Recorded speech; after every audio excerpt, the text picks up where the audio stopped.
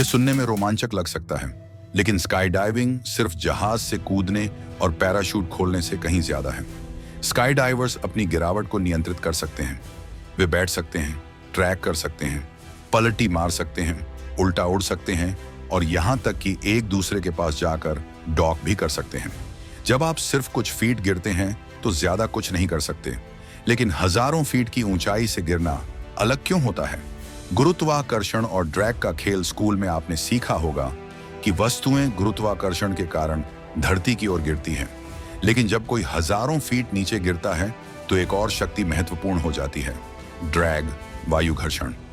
जब sky divers गिरते हैं तो हवा में मौजूद छोटे छोटे अणु उनके शरीर से टकराते हैं।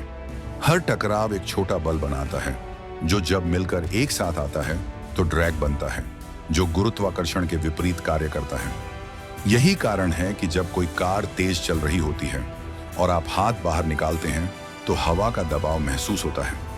जब स्काई डाइवर्स प्लेन से कूदते हैं तो शुरुआत में ड्रैग कम होता है, इसलिए वे तेजी से गिरने लगते हैं, लेकिन जैसे जैसे वे गति पकड़ते हैं ड्रैग बढ़ता है और स्काई डाइवर्स हवा के प्रवाह के माध्यम से अपने शरीर की स्थिति को बदलकर अपने मूवमेंट को नियंत्रित कर सकते हैं। क्या दो स्काई डाइवर्स एक साथ गिर सकते हैं? अगर स्वाति और मैं बैंक्स एक साथ कूदें तो क्या हम एक ही गति से गिरेंगे? स्वाति मुझसे हल्की है और उनका सतही क्षेत्र भी कम है, जिससे ऐसा लग सकता है कि वे तेज गिरेंगी, लेकिन हल्का वजन होने की वजह से वे धीरे गिरेंगी। मैं अपने शरीर की सतही क्षेत्रफल को कम करके ड्रैग घटा सकता हूं और उनकी गति के साथ मेल खा सकता हूं। ड्रैग का उपयोग सिर्फ धीमा या तेज होने के लिए नहीं होता।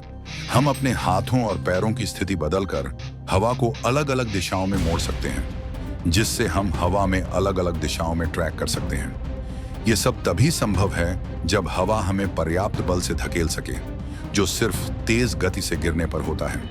इसलिए आप स्विमिंग पूल के डाइविंग बोर्ड से कूदकर हवा में दिशा नहीं बदल सकते, क्योंकि वहां पर्याप्त गति नहीं होती। स्काई डाइविंग में अलग अलग पोजीशन स्काई डाइवर्स हवा में अपनी स्थिति बदलकर अलग अलग गतियों से गिर सकते हैं। उदाहरण के लिए, सीधा खड़े होकर या सिर के बल नीचे गिरने पर स्काई डाइवर्स हवा के संपर्क में कम आते हैं, जिससे उनकी गति 200 मील प्रति घंटे तक पहुंच सकती है।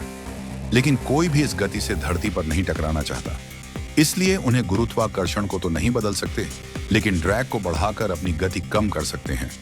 और यही कारण है कि वे पैराशूट खोलते हैं। पैराशूट सुरक्षित लैंडिंग का रहस्य।